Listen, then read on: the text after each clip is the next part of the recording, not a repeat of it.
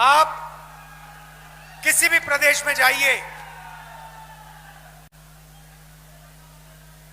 अरुणाचल जाइए, जम्मू कश्मीर जाइए, कर्नाटक, तेलंगाना, महाराष्ट्र, गुजरात, और आपको बिहार से लोग दिखेंगे। कहां दिखेंगे? मजदूरी करते हुए सड़क के किनारे। ये जो पुल बनते हैं, सड़कें बनती हैं, इमारतें बनती हैं, इंफ्रास्ट्रक्चर बनता है, ये सारा का सारा बिहार के युवा बनाते हैं पूरे देश में। और ऐसा कोई प्रदेश नहीं है, देश में ऐसा कोई प्रदेश नहीं है जहां से युवा जाकर हर प्रदेश में मजदूरी करते हैं। ये क्यों हुआ? क्योंकि नीतीश जी ने और नरेंद्र मोदी जी ने बिहार के युवाओं को बेरोजगारी का तोहफा, बेरोजगारी का गिफ्ट दिया है। बिहार में अगर कोई युवा रोजगार चाहता है, उसे बिहार में रोजगार नहीं मिल सकता है। ये सिर्फ मैं नहीं कह रहा हूं, ये पूरा देश आपसे कह रहा है। पूरा देश जानता है कि बिहारियों में कोई कमी नहीं है। बिहारियों में डायनामिज्म है, शक्ति है, एनर्जी है, मगर किसी ना किसी कारण बिहार में बिहार के युवाओं को रोजगार नहीं दिया जाता है। नरेंद्र मोदी ने नोटबंदी करवाई, गलत जीएसटी लागू करवाई, और जो भी छोटे से उद्योग थे, स्मॉल मीडियम बिजनेसेस थे जिससे रोजगार मिलता है, वो सारे के सारे बंद हो गए। नतीजा, बिहार के युवाओं को बाकी प्रदेशों में जाकर मजदूरी करनी पड़ती है। आप इससे खुश हो क्या? आप देश के मजदूर बनना चाहते हो क्या? आपका यही प्लान है कि बिहार का युवा सपना देखे मजदूरी का, सड़क के किनारे सोए और जिंदगी भर अरबपतियों के लिए मजदूरी करे? ये चाहते हो आप अपने प्रदेश के लिए? नरेंद्र मोदी जी यहां आए, लंबा भाषण दिया और आपसे कहा, भाइयों और बहनों, हमने डेटा को इतने कम दाम पर बेचा है कि आज बिहार का कोई भी युवा इंस्टाग्राम, फेसबुक और रील बना सकता है। मैं आपसे पूछना चाहता हूं, सबसे पहले जब आप जियो का फोन इस्तेमाल करते हो और वीडियो बना के अपने दोस्त को भेजते हो, इंस्टाग्राम की रील बनाते हो, तो पैसा किसके जेब में जाता है? अदानी।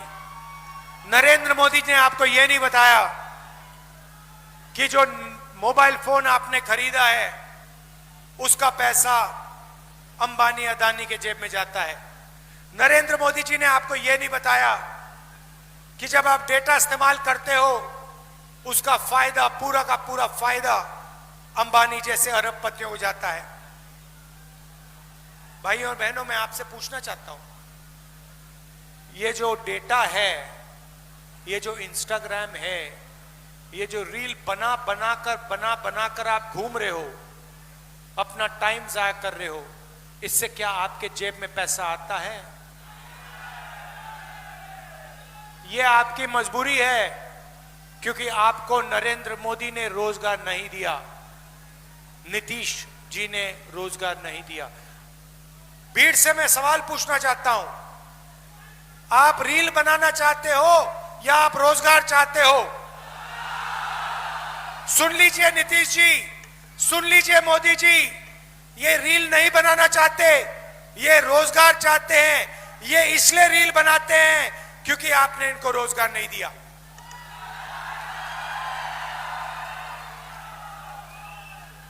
समय था जब दुनिया की सबसे बेहतर यूनिवर्सिटी नालंदा यूनिवर्सिटी बिहार में हुआ करती थी। चाइना से, जापान से, कोरिया से, इंग्लैंड से लोग आते थे। क्यों आते थे?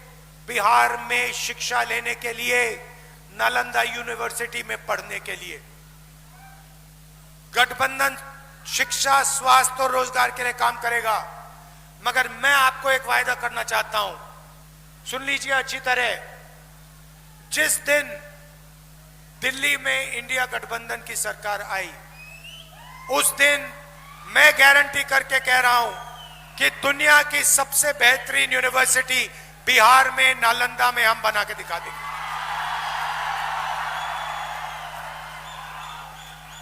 आज बिहार का युवा पढ़ाई करता है, बिना बिजली पढ़ाई करता है।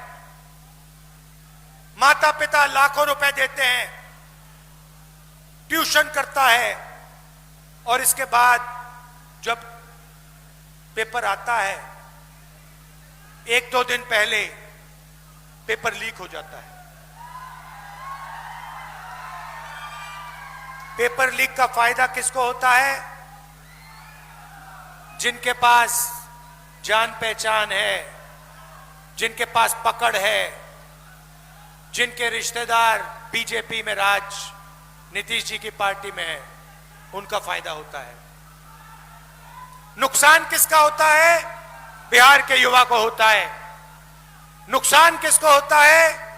ईमानदार युवा को होता है। फायदा किसको होता है? जिसके जेब में पैसे हैं, जो भ्रष्ट है। क्या पैसा बिहार चाहते हो?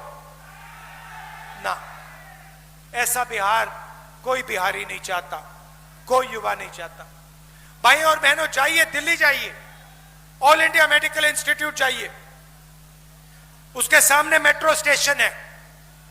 रात के समय नीचे जाके देखिए मेट्रो स्टेशन में क्या हो रहा है। हजारों लोग रात को वहां पे ठंड में सोते हैं। कहां से आते हैं? बिहार से आते हैं। क्यों आते हैं? मैं गया था, मैंने उनसे पूछा यहां क्यों आए हो? क्योंकि बिहार में हमारा इलाज नहीं हो सकता। बिहार में अस्पताल जीने के लिए नहीं जाते हैं, बिहार के अस्पताल में लोग मरने के लिए जाते हैं। यह सच्चाई है आपके प्रदेश की। भाइयों और बहनों, महागठबंधन यहां जीतेगा। मैं आपको दो तीन चीजें कहना चाहता हूं। सबसे पहले, महागठबंधन की सरकार किसी एक जात की, किसी एक धर्म की सरकार नहीं होगी।